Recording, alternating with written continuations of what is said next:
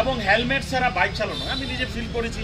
আমি সরকারি চাকরিতে রিটায়ার হয়েছি, এখন একটু সময় আছে, ওনার সঙ্গও দিয়েছি, ওনার কাছে গেছি। সেটা গিয়ে জনপ্রিয় হওয়া, এর বাইরে গিয়ে হৃদয়ের কাছে আমি যে বললাম যে তেলিয়ামারার একটা আমরা দেখেছি যে ছাত্র, আমি যে বললাম যে আমার বাড়ি। হ্যাঁ দাদা, আচ্ছা টিফিনটা খান আর চাটা খেয়ালেন ততক্ষণে। হ্যাঁ আরতি পাল, রূপসী মল্লিক, আসাম রাইফেলের নাম না একদম না সারা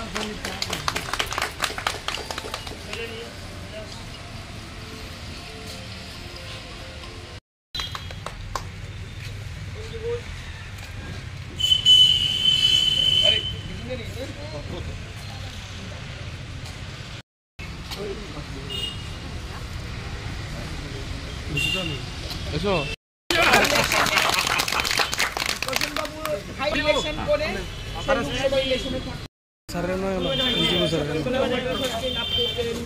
সংবর্ধনাটা তাহলে স্যার বেরিয়ে যেতেছে না না না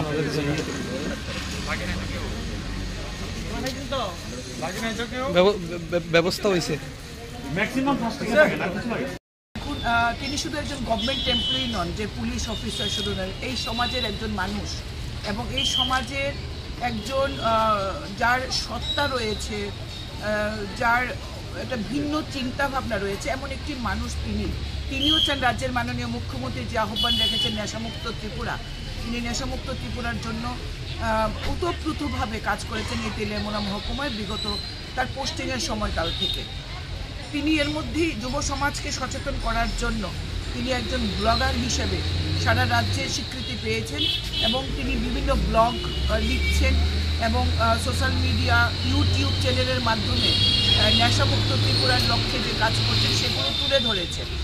এবং আমি যেটুকুনি জেনেছি এই ব্লগের থেকে তার একটা সোর্স অফ ইনকাম জেনারেট হয়।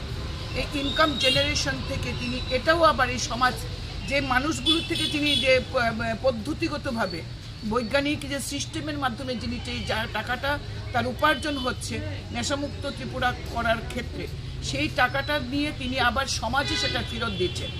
এর জন্য তিনি তার যে রোজগারটা হচ্ছে, যে উপার্জনটা হচ্ছে, তিনি গরিব মানুষের মধ্যে সেই টাকাটা তুলে দিচ্ছেন।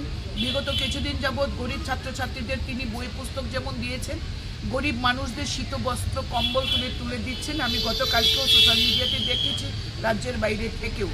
আজকে সকালবেলা আমি যখন যাচ্ছিলাম তেলিয়ামুড়ার দিকে প্রচুর মহিলার ভিড়, তারপর জানলাম যে তিনি মিউনিসিপ্যালিটির ডোর টু ডোর যে গার্বেজ কালেকশন করেন, সেই গার্বেজ কালেকশন যারা কষ্ট করে করেন তাদেরকে শীত থেকে রক্ষা করার জন্য শীতবস্ত্র কম্বল আজকে এসডিপিও সাহেবের অফিস কমপ্লেক্সে তাদেরকে দিয়েছেন, তাদেরকে প্রাতরাশ করিয়েছেন, তাদের শুভেচ্ছা আশীর্বাদ তিনি গ্রহণ করেছেন। এটা বিশাল উদ্যোগ, মহান উদ্যোগ, আমি স্বাগত জানাই।